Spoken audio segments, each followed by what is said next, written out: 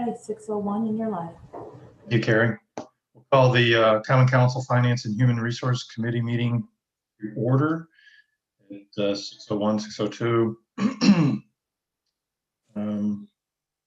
Councilmember Mark Davies. Here. Councilmember Scott Harrington. Here. And the infamous Councilmember John Rafter.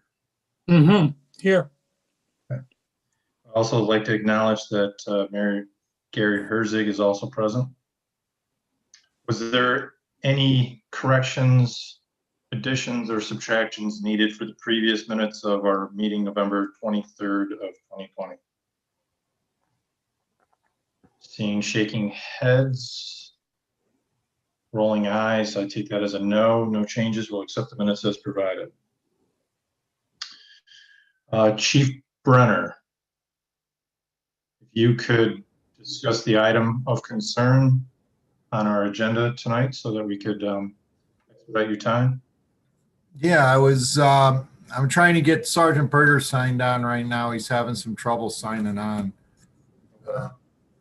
We're going to ask to move up item L just because he's involved in that. That way he doesn't have to sit through everything else. He an active participant in the discussion? He could answer any questions that anybody has on that. Katie, did you want to take the lead on the discussion, or did you want Doug to? I think this is probably a Greg topic. I'm sorry, we're bouncing around the entire staff here. I apologize. No worries. Greg is really the It's a coordinator. hot potato. Somebody please take it. Greg? Okay, so the city's looking into partnering with SUNY and SUNY Oneonta as well as SUNY Upstate for pooled COVID testing of our public safety employees as police and fire. The pooled testing would be the same thing that SUNY Oneonta has been participating in since the beginning of their semester, where you have several employees that would submit samples to be tested. They'd be tested in a pool as multiple samples pooled together, tested at the SUNY Upstate laboratory in Syracuse. And it's sort of a surveillance testing method, so that, if one of those pools were to test positive, then each individual sample will be tested. It's a more efficient way of doing surveillance testing as opposed to conducting individual tests on every employee. This is something that we'd like to do weekly going forward. We're looking into that. I think that's why Sergeant Berger is involved. He and Patrick Pigeon, the fire chief, looked at SUNY's method, I believe today, to see how the sampling works and how that might work for us. So we've had some preliminary discussions. We've had more discussions to be had. I know Finance Director Lee needs to coordinate with SUNY as far as payment will work. I'm not sure if Ginny wants to jump in, if she's had any of those conversations yet. I know we just talked about it at the end of last week, but the reason this is on the agenda is just to give you a heads up what we're doing, and that coming down the road, we'll probably need an agreement with SUNY, whether it's SUNY Upstate or SUNY Oneonta or the lab itself, in order to proceed with this. So I personally don't have an issue with the conceptual processing moving forward and potentially looking at an IMA, as long as Ginny has those discussions of cost analysis moving forward and brings it back to the committee. But I'm one vote. Any other committee member want to share your thoughts or concerns?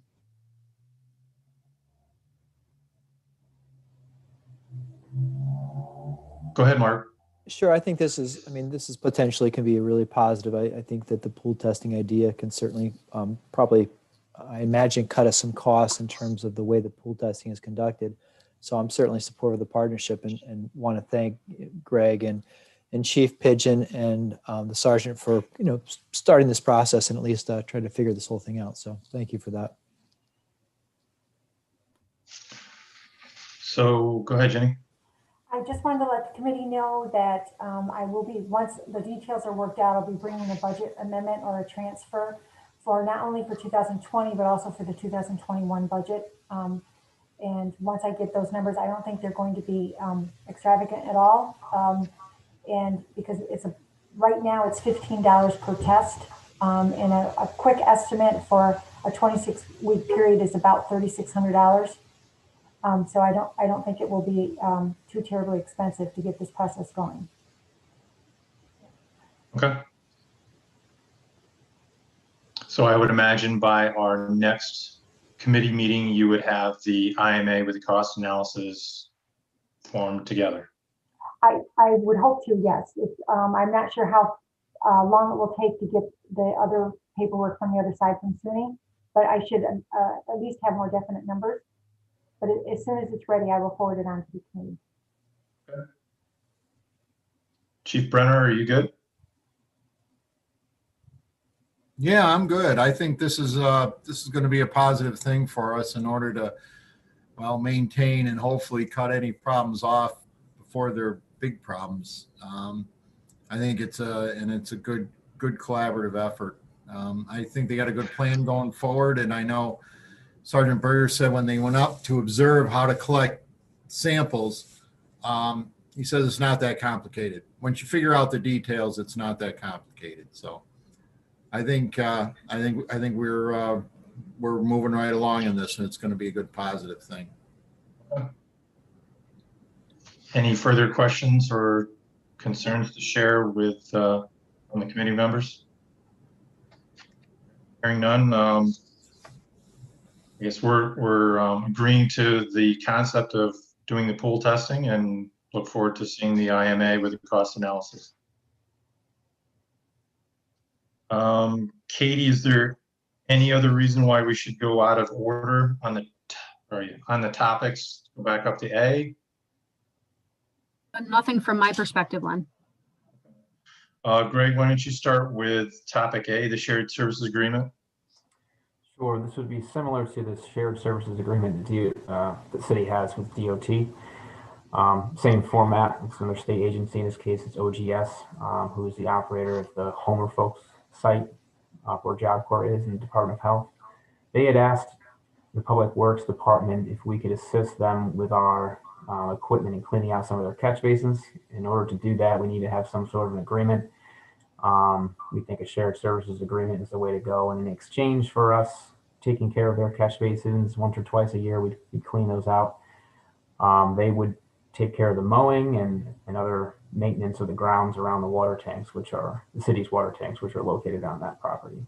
We think it's a fair agreement, win-win for both sides.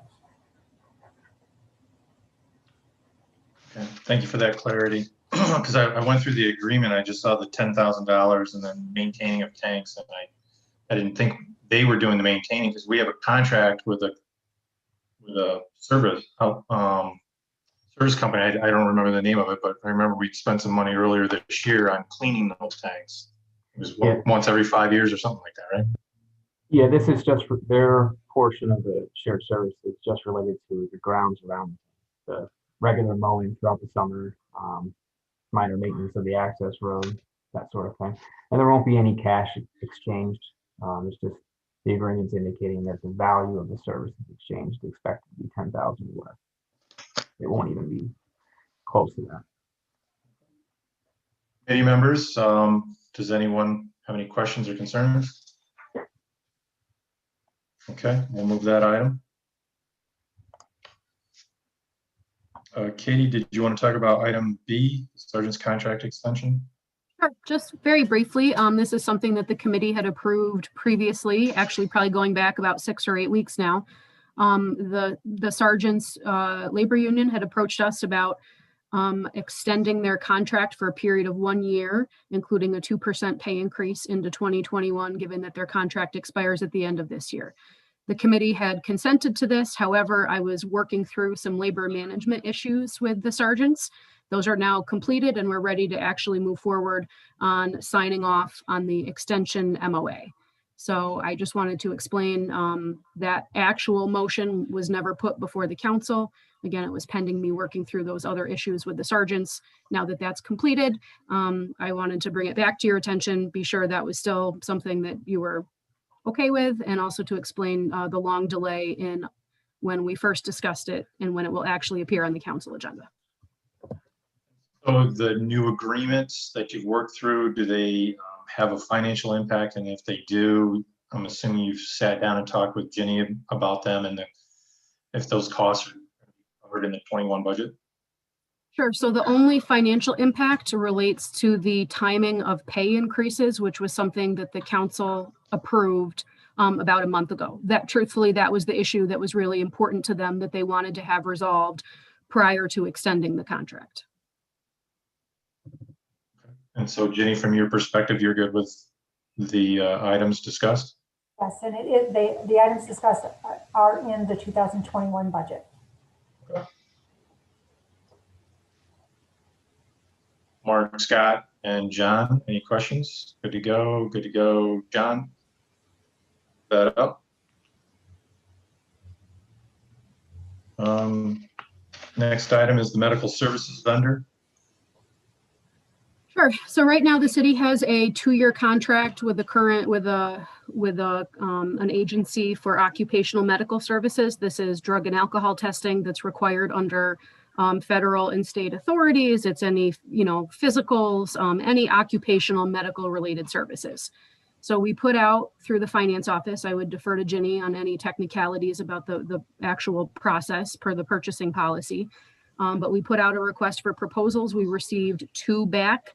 And I'm recommending that the city awards that proposal to WellNow Urgent Care. They were the low bidder. We have an established working relationship with them, and they've been very, very, very good. I mean, the only other proposal that was received was significantly more expensive.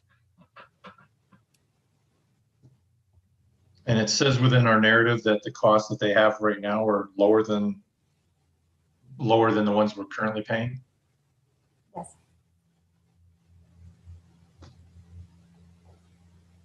Scott, Mark, or John, would you like to go with a higher contractor?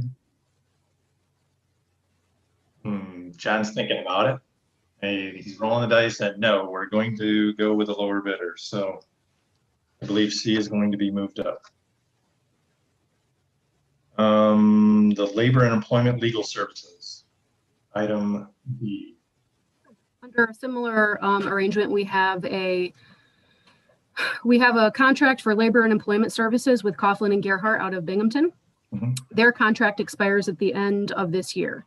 I actually did not realize that was happening. I thought we had 1 more year on the contract. So we have not gone through the official RFQ process. But given that this has been a particularly litigious year, we've got several cases that we're working on that I expect will carry over well into 2021. Even if we had gone through the process, I couldn't in good conscience recommend making a change right now. It would just be too costly, too cumbersome, et cetera. So what I would like to see is I would like to recommend that we extend Coughlin and Gerhart for a period of 1 year under the current terms, no increases, no changes to what we're paying right now. And then do a full RFQ process before the end of next year, when hopefully things will be quieter. This is going to require a waiver to our purchasing policy. Is this a common occurrence or is this an uncommon occurrence? We're asking for waivers to our purchasing policy. I think this year, Len, just because of the different challenges that we have had due to the pandemic and the different arrangements, some of the RFP processes that we would have gone through this year just haven't happened. And so with the purchasing agent's retirement, this will be a really great training session for the new person to come in with, and she can just go from one RFP to the next one. And because we have mentioned that we've got 3 or 4 of them that we need to get accomplished in 2021.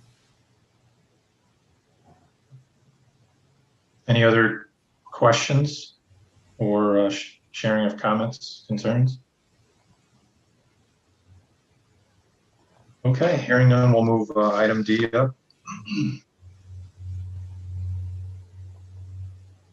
Why don't we just drop one down to the purchasing agent, as you were just kind of giving a segue into that, Jenny. Okay, Katie, do you want to take this one or? a great job. Why don't you continue? It's your appointment. So you go ahead, and if you have any questions for me, just let me know. Okay.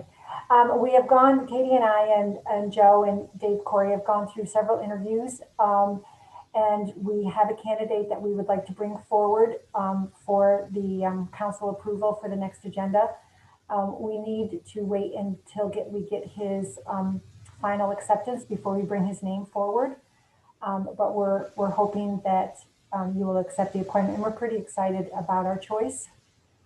He has a long-term professional career, and we think he'll bring a lot to the table. He doesn't have any governmental experience, but because of his massive experience in his previous job, we think that he's got the capabilities of learning and managing and coordinating information. And so we're pretty excited about our choice.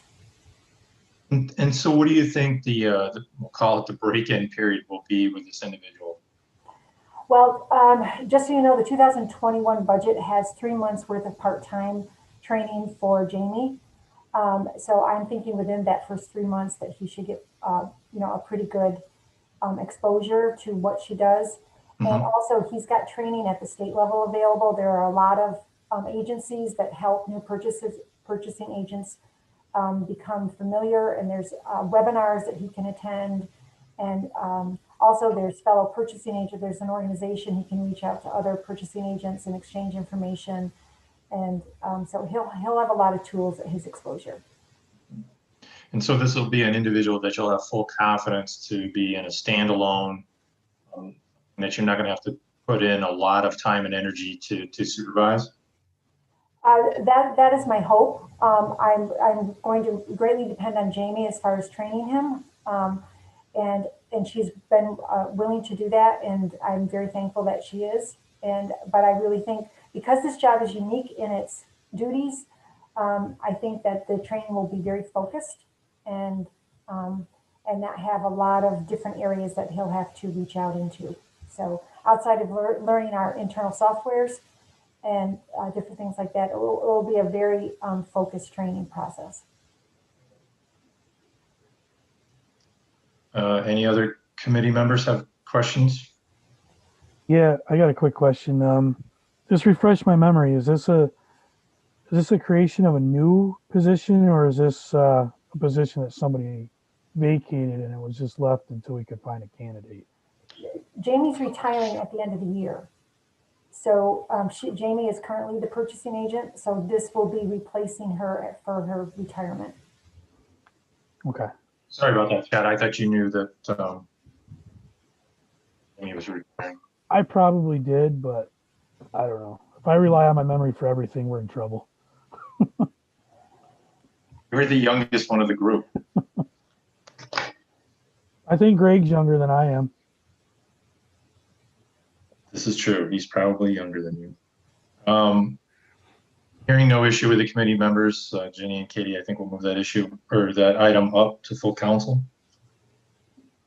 I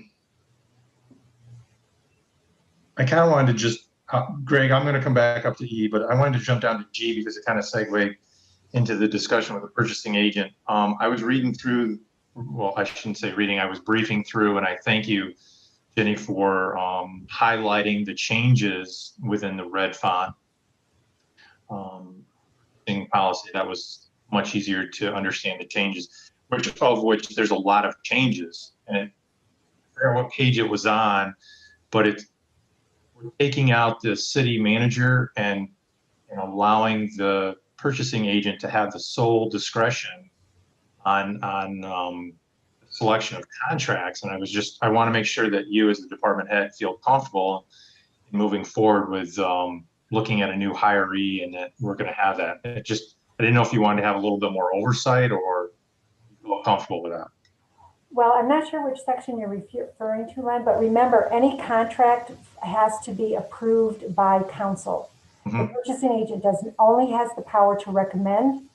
And if you're talking about one section, there is one section in there that the purchasing agent is allowed to sign maintenance agreements with vendors. So we can always modify that if that is the section that you're referring to. But the purchasing agent does not have any award capabilities without council approval. And the only contract that the purchasing agent is allowed to sign within the purchasing manual are for maintenance agreements. So that way we don't have to bother the mayor with those routine type items. All right. As you're the department head, I just want to make sure that you're comfortable with that feature. It's just something that yeah, we went through it pretty thoroughly, and I met with Jamie, and also the mayor and I met. I don't know, Mayor, if you want to add any comments to it, but my recollection, Jenny, when we went over this, is we agreed that the sole source would require council approval. yes, it does. Sole source, and also quotation waiver also requires council approval. Okay. Are there any other questions from committee members regarding item G, the purchasing policy? May I just add one more comment, Len? Sure. What I would like to do is, if you approve the change order policy tonight to be taken to council, I would like to add that as an appendix to the purchasing order policy. And that way it's all together. Okay. This time, I guess, as a committee, we're looking at approving G and H, unless committee members have some issues that they'd like to share. Just a comment that it was very apparent that a lot of work went into this. So thanks to all those involved, and thank you, Jenny, for I think you spearheaded this. So thank you. Agreed. Yeah, if I could just add, Jenny did lead the effort on this, and I think that the result does a very good job of finding the balance point between making sure that the council has the authority on the issues of any significant impact, but yet there's still the ability to move forward without bogging the system down on relatively small issues. Mm-hmm.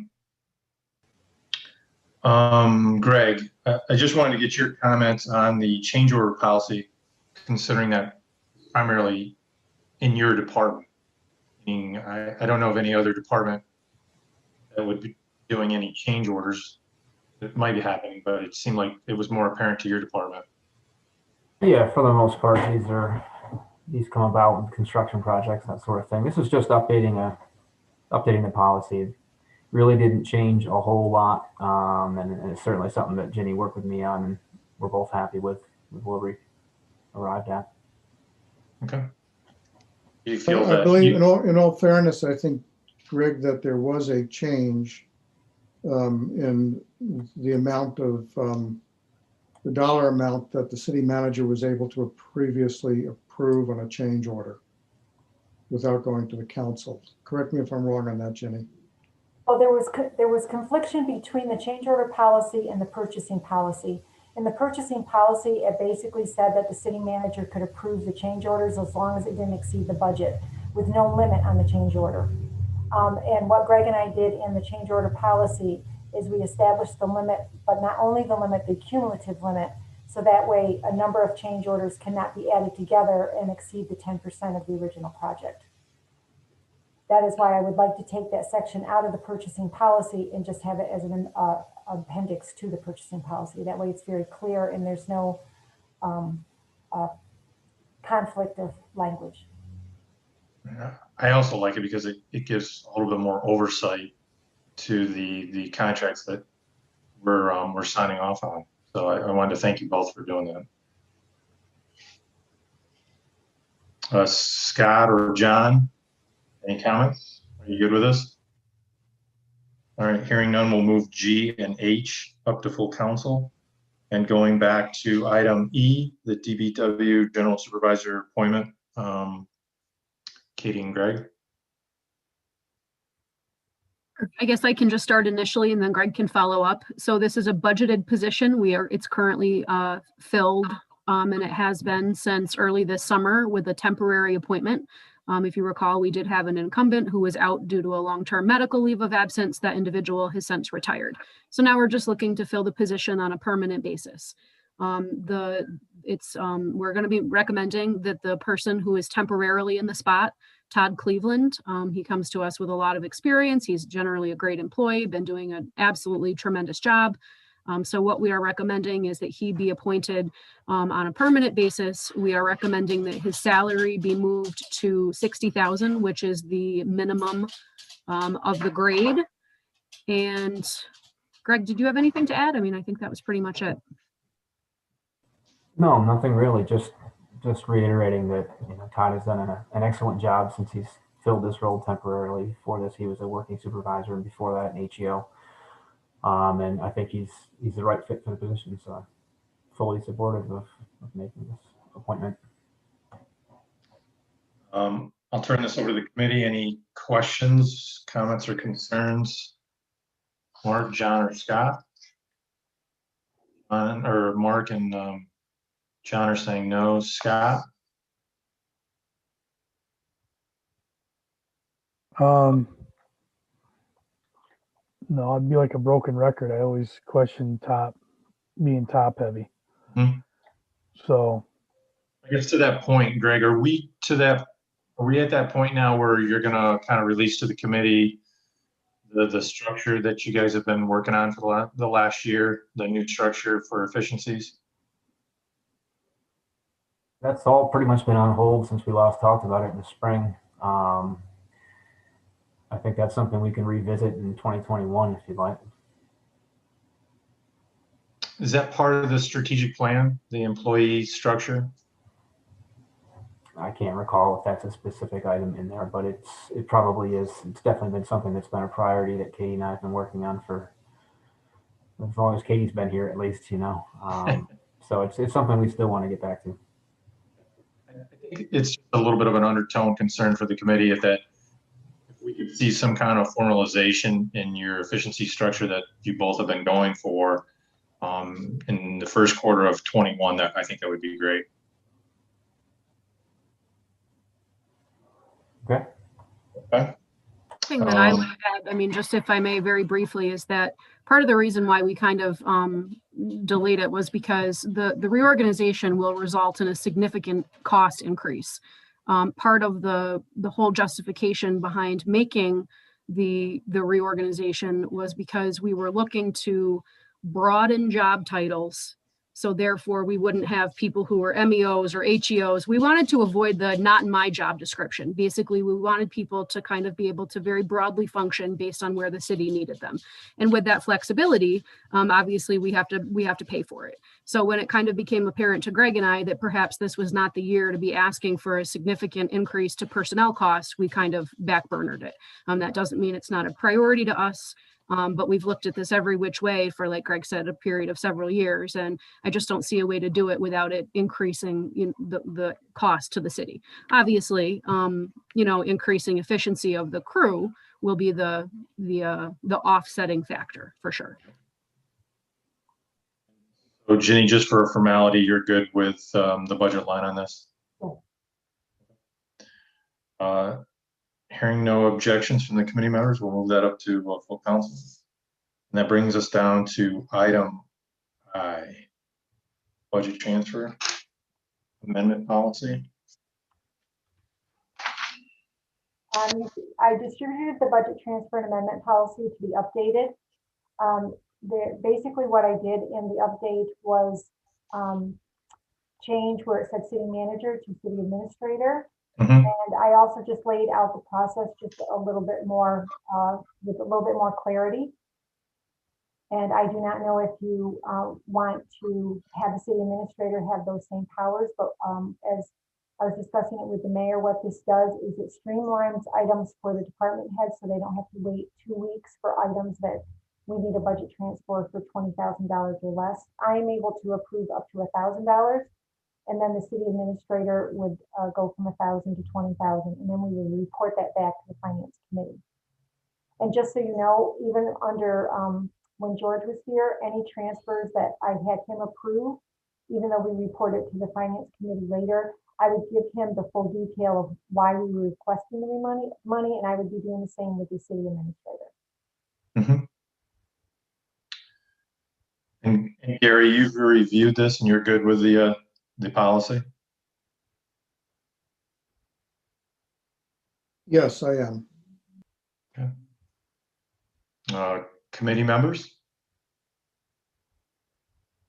Yeah, where did we come up with the number 20,000? Was it? That was decided, I want to say, right in the beginning of George's tenure with us. How they arrived at that amount, I do not know. I wasn't part of the conversation, but it's a number open for discussion. If you want to lower it, if you want to increase it, that's what the committee can decide. Is there any way to see what the typical budget transfer is? Like if it's typically only 10,000, why would we want to give them an extra 10,000 to be able to transfer if there's no reason for it? That I would not be able to do, Scott, because every budget transfer is unique in its own reason, and it would depend on, for example, I would not ask the city administrator to approve a transfer for fire overtime because I know that that's going to be reoccurring. But if it was because Greg needed to buy more salt and we had to get the order out right away because they went to the salt shed and found that we didn't have enough for the storm, and that required $15,000 purchase order, that would be something that the city administrator would be able to approve and not having to wait till the next finance and council meeting to do it. So no, I can't give you an average budget transfer only because they're unique. It depends on the code, depends on the situation, depends on the service.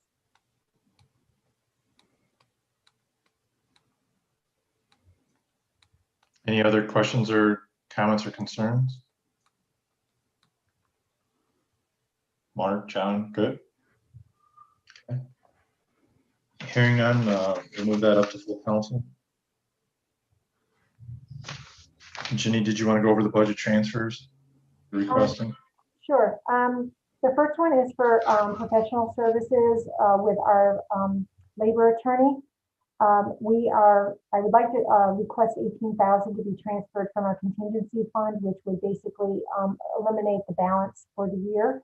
And we've got a number of active labor cases going on. It's really, this has been unique the past couple of years. This is not the norm. And we're also pursuing possible insurance reimbursement for it, but we cannot guarantee that that's even going to work out. So what I would like to do is cover, hopefully have an estimate to cover the remainder of the years for the legal services. And, and then if we do by chance get some insurance reimbursements, that will just be a bonus for us. But as of right now, we just need to cover the current legal cases that they're dealing with. Mark, John, Scott, questions? We'll move that up. The next one is for unemployment. Because of COVID and the different people that are no longer with us, not that there's that many, but we don't normally budget that much for unemployment because in our history, we rarely paid for unemployment claims, but because of COVID this year, we do have a little bit more activity. So the general fund, I'm asking for 10,000, and that will be transferred from the retirees' health insurance account, and also from the central or the transit. Sorry. Central garage maintenance fund. Yeah, the OPT transit also needs 10,000 for the bus drivers that are currently receiving unemployment, and so those two transfers. There's sufficient funds either in the retiree health insurance or the general maintenance for the buses. Again, just so you know, Katie has been working very hard on protesting different claims or fraudulent claims. She's really had a lot of workload this year with the unemployment office. I would just like to comment and compliment Katie for her diligence. She found a claim that someone was putting on my behalf with my name and social security number into the city of Oneonta's Department of Labor unemployment claim. So I probably say thank you for catching that. It's a low amount, but it was enough that, still would have been damaging. So thank you, Katie, for catching that. Any other questions or comments from the committee on this budget transfer? And you're good with it? Okay. Move that up. Okay, the Greenway signs, the Greenway Committee is having informational signs installed throughout the different trails, and the cost is approximately $3,500. And as I said in my narrative, the Greenway Fund has over $90,000 available. And so I would like to do a budget amendment. This would be appropriating the fund balance to pay for the wayfinding signs. Mhm. And I think the committee will be very appreciative if we do this. Committee members, any questions? Other than supportive of it, yes, that's Good. And Are I'm these for, Mark, do you know, are these for bike trails and hiking trails or just for the Greenway Trail? Mayor, I'm not certain which they are for. My apologies. I missed the last meeting. And Mayor, I'm sorry, they didn't give me the detail of where they were placing the signs, but I can follow up on that if you would like. Just curious. I hear no concerns, Jenny, so we'll move that item up. Okay. The next item, the wastewater treatment plant upgrade capital project. As I said in my narrative, in March of 2020, the budget was approved for that project. Within that budget, there was over $530,000 in a contingency account, but it's in a separate account, a standalone account. And currently we have a change order for the HVAC system, which requires a little over $8,300. That is going to be accounted for within the construction account. So I need to move $8,300 from the contingency account to the construction account. So in my narrative, what I tried to do was ask you, do you want me to bring these every time to you when a change order for this particular project is needed? Or can you trust that Greg and I will handle the contingency transfers properly? And you can just pass a motion saying that you're giving us authority to transfer from the contingency to the construction account upon needed. So I was wondering which approach you would prefer. I don't know if you want us to bring it to you every time, or if we can just finalize and give you a report of when it happens. Thoughts? I'm certainly supportive of you all addressing that and bring it to us later on. I trust you all are doing a great job and can certainly address each one of these individually. Agreed. I mean, that's why we have professional staff, and of course, when the city administrator is hired later in 21, there'll be a third set of eyes on there. So I take no issue. 10% seems to be a good cutoff. Okay. Scott or John? I'm sorry, good Mark. with it. I just, as long as we know about it, I don't, that's kind of what their job is. Can I be a little bit nosy and ask what the HVAC modification that needs to be done is? That's up to Greg. I'll let Greg answer that question. I can just read it off to you. Provide isolation valves, control building system for heat piping modifications, new air vents on 5 existing heaters, new coil hookup assemblies on 5 existing heaters, relocate some feed pipes to a baseboard radiator, and provide a new hydronic heater in the shop area. So a few miscellaneous HVAC things. Gary, could you put that in layman's terms for us? HVAC modification. You got to, basically, Lenny's going to get the heat from the boiler out onto the floor. I just was curious if it was like a new furnace or. It's something to look on Gary's face, so I was like, what is that? Gonna roast marshmallows later. Yeah. Are you guys good with the amount and the budget transfer being 10% or more before it goes to council? Okay. Seeing no disapproval, we'll move that up to council. Well, just a point of clarification, actually, is that going to be 2 separate motions, or are we kind of packaging that into one? How are we handling that? Well, for right now, if we're going to adopt the change order policy, and that will give us the guidelines to go by, then for this particular project, I will present a motion that the contingency budget can be adjusted without separate motions each time unless it extends the 10% limit according to the change order policy. Thanks, Jenny. You're welcome. Okay, Mark? Yep, sorry, Lynn, thanks. No. I think it's good to have the clarity on that because we are affecting the 21 decision making. So I think that's good. Ginny, was there any other budget transfers that you wanted to add? Yes, thank you for that question, because I was just going to ask you if I could add one more. There was one that I forgot to put in my narrative. Right now, we're at almost our limit with our login licenses, logman licenses, and Zoom licenses for people to be able to work remotely. And I'm going to be able to have to do a small budget transfer for that. I need to work with Carrie to finalize the numbers. And I should have put that in my narrative, but I forgot to, so I apologize for that. So once I get that information, I will email the committee to be able, so you're well informed before it goes to council.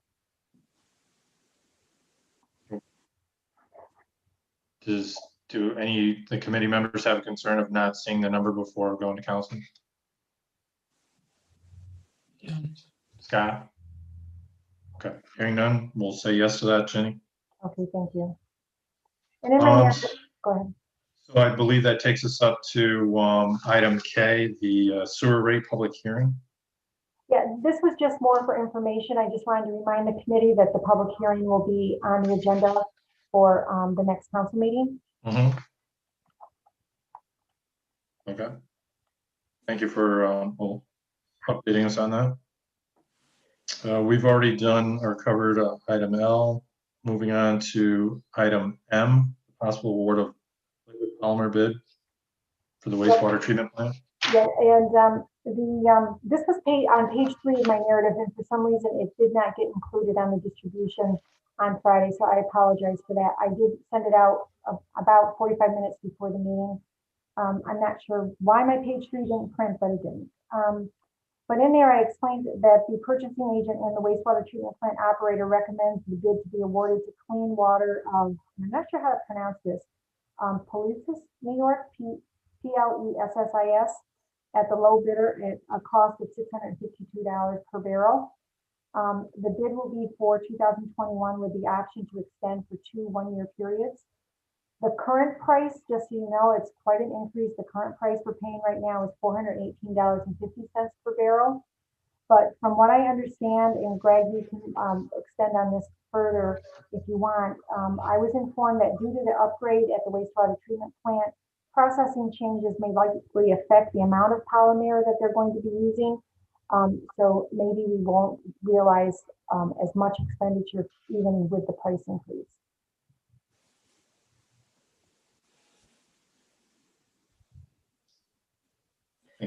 That's a question for you. What's the question? The changes at the wastewater treatment plant may reduce the amount of liquid polymer that the system will use. Potentially, yeah. I wouldn't say that until it happens. Is there an explanation other than the demand for moving from 418 to 652 a barrel? I would have to follow up with Jamie and Mr. Plegler to find out how long we had the $418 per barrel. I don't know how long that price was in effect, and it could just be a accumulation over the time period, but I can follow up on that if you would like. I do know that that was the low bid and that the other bids were much higher than the 652 a barrel. And obviously this affects that line item for the 21 budget. I doubt that you were able to calculate that much of a spread difference. No, and again, this is based on how much they use.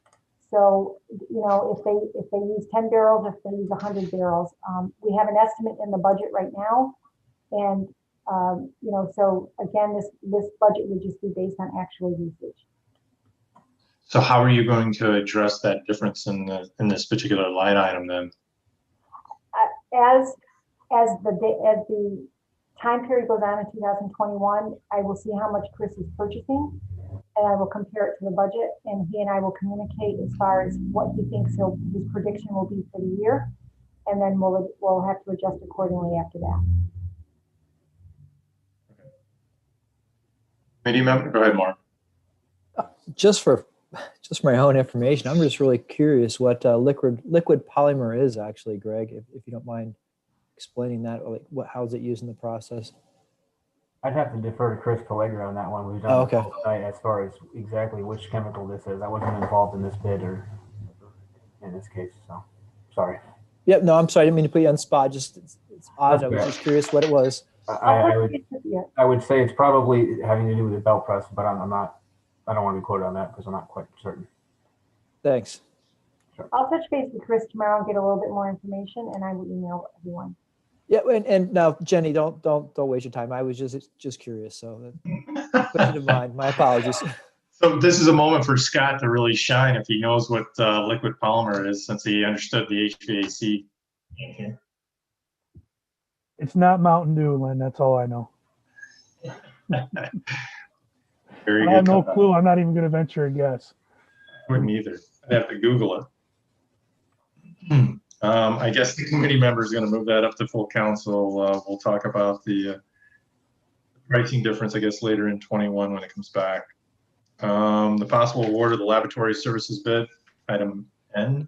Yes, the bid was held on Thursday, on December 3rd, and the results have been submitted to the two different department heads to review, the water and the wastewater department heads.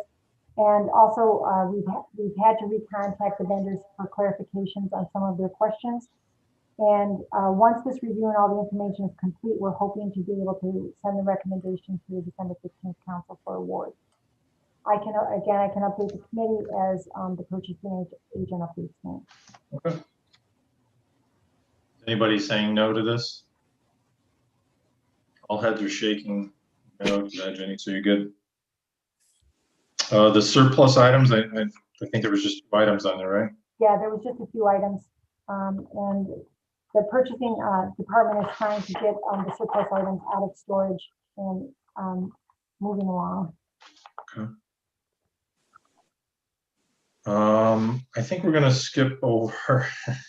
I'm going to do it again, but I know that the personnel director is requested going into executive session. So unless someone has an idea that they'd like to quickly bring up to the committee for revenue sources, say that we'll move on to the executive session. Just so you know, I do have some updates that I'd like to share with you after the executive session. Do you want to do them now before we go in? That's your call, Lynn. Why don't you go ahead and do it? The first one is sales tax. In November, we received the sales tax payment, which was for the month of September, and it was a little over $23,000 lower than 2019.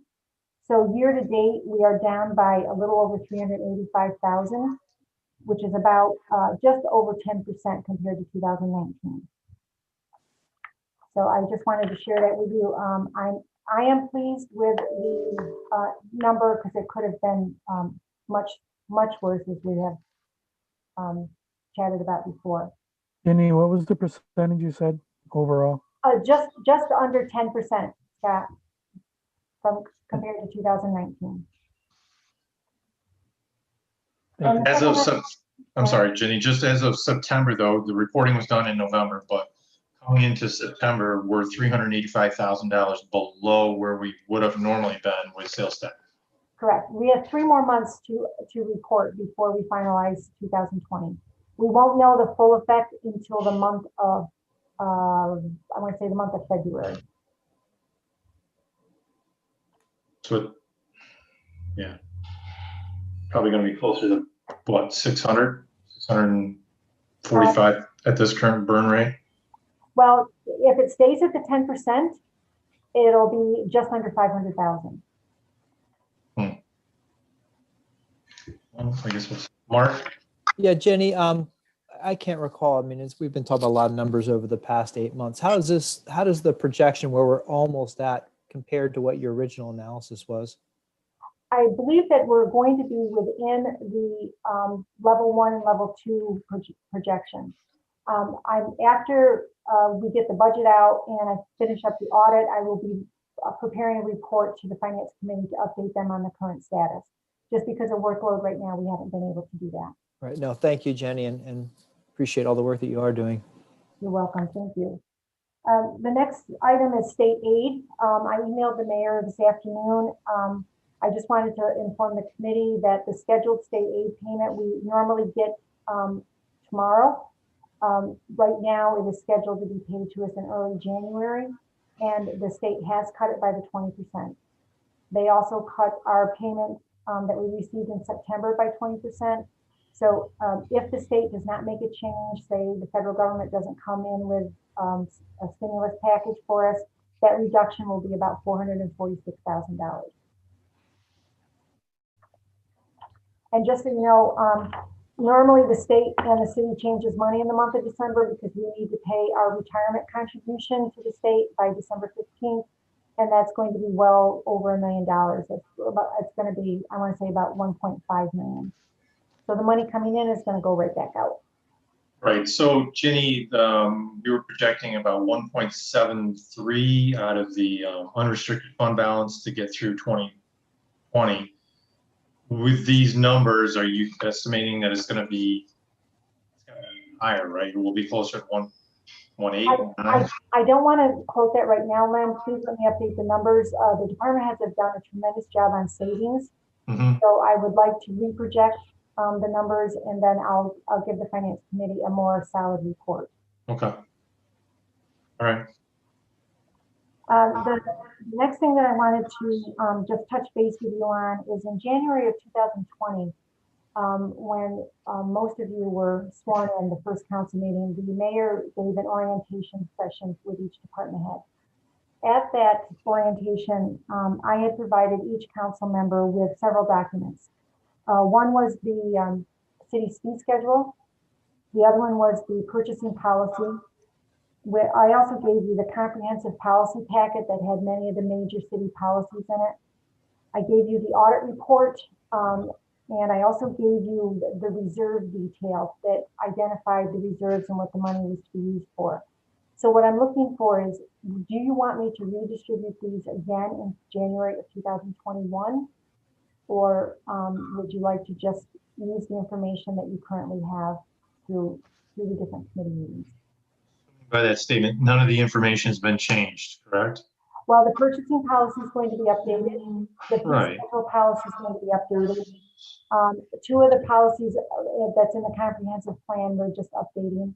So I can put them all together for you, you know, in one email, so you've got them all together. I just wanted a little feedback on how you would like, because I want to make sure the information is at your fingertips and it's there for your read whenever you want to review them.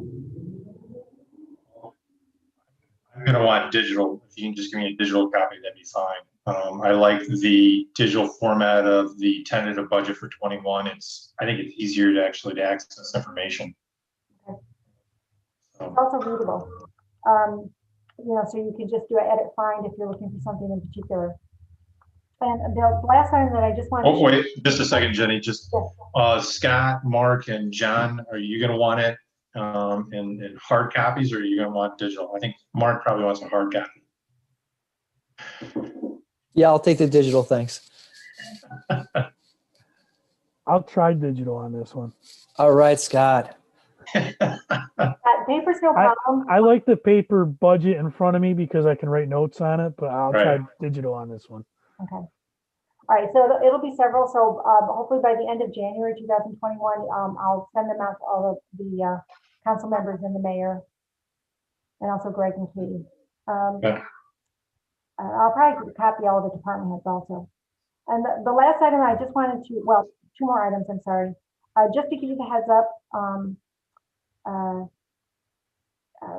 in working with the auditors today, we were discussing part of our audit report is we have to talk about subsequent events. And one of the subsequent events that we're going to be narrating in our financial statements is the COVID impact on the city's financial statements. he was sharing with me some of the other cities' narratives.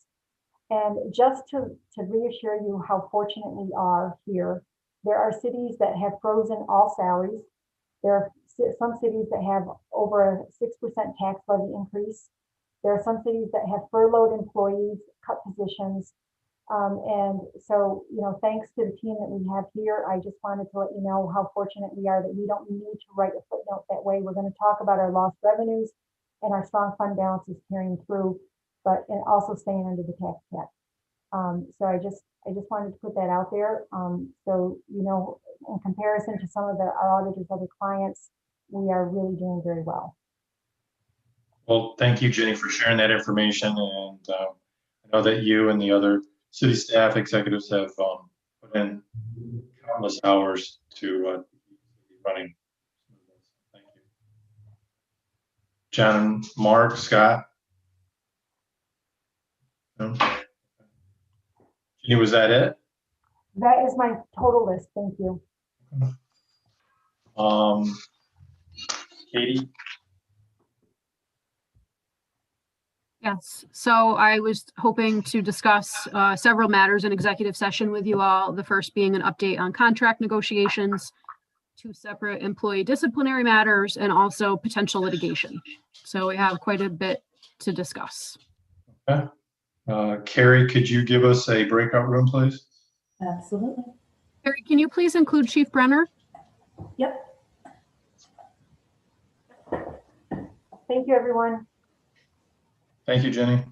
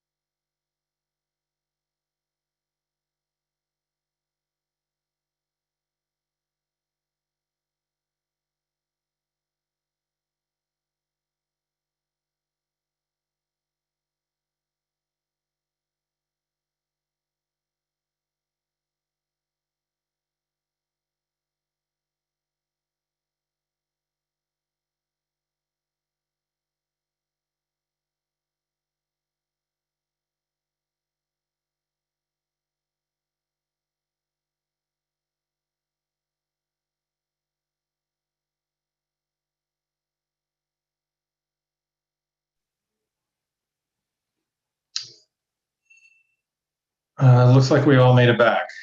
So we've come out of executive session, unless the committee members and/or city staff have something else to add to the agenda. I would look for an adjournment. So moved. Thank you, Scott. Seconded by Mark. All right. Carrie, thank you for hanging out. Appreciate it. No problem. Katie, have a good night.